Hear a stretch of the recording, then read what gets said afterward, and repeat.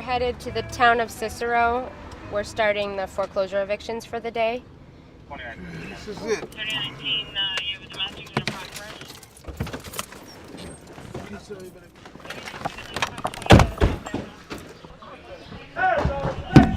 The old sheriff's department.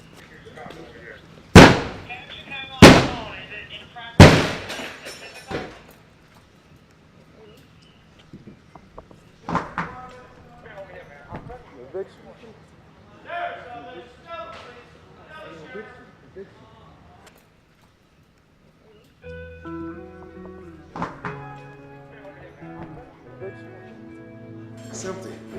Sometimes they're occupied, sometimes they're not. So, this is it.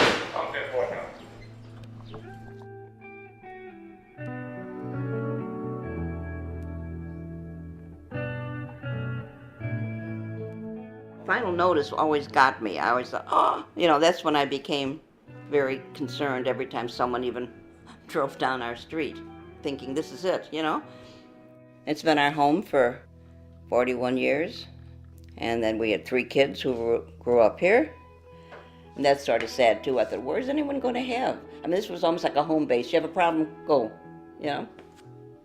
No more problems.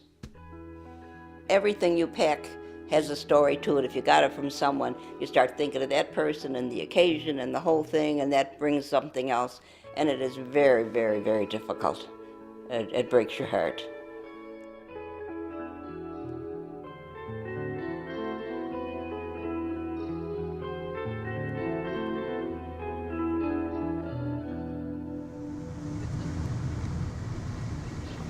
Throughout the foreclosure proceedings, most of the people that I talk to have not had advocacy prior to coming to me that they tell me about.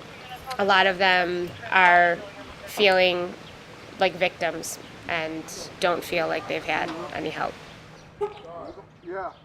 This is a rough time, and you really feel as if people are just completely outmatched, as if it's just not fair, that the deck is so stacked that you have the banks with unlimited resources, truly unlimited resources, and then you have the homeowner.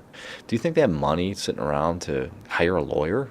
Of course not. And so, I mean, you never really had a scenario where you have it just so completely out of whack, where you have the one group, all the resources, the other group has zero. It can be very confusing, and we get a lot of people who come to us actually having started the loss mitigation process with their lender and who are just so frustrated in dealing with their lender that they kind of have given up and at that point need help.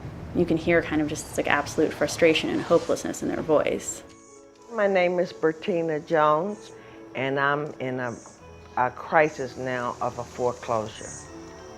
Usually in spring, I start planting flowers and just getting ready for the summer. I have a lovely backyard. I have patio furniture, and I'm just not in that move right now until I know for sure that I have my home back. It was very, very confusing. But when you don't have a lawyer and you have no alternative, you just try to do what you have to do.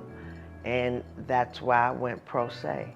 Went to the courthouse, start looking for other cases where people have filed foreclosure, try to use a format, found out how to address it, because it's a certain format for that. It's very, very technical. You really do need a lawyer. The more complicated the case, even in a plain vanilla foreclosure case, the odds are stacked against the homeowner if they don't have an attorney. The lender's always going to have an attorney, and you see a lot of this in court. The homeowner steps up and they say, they're appearing on the foreclosure case, and they say to the judge, but I have my loan modification application in. I'm working with the servicer, the lender, and I'm sitting there knowing that 9 times out of 10, the servicer is not going to give them a loan modification, because this is like an individual who's just on their own. We know how it works, and there's a total disconnect between the servicer that the homeowner is talking to on the phone and then the attorney who's moving ahead with the foreclosure case. Despite what this homeowner is hearing, probably they're not going to get helped.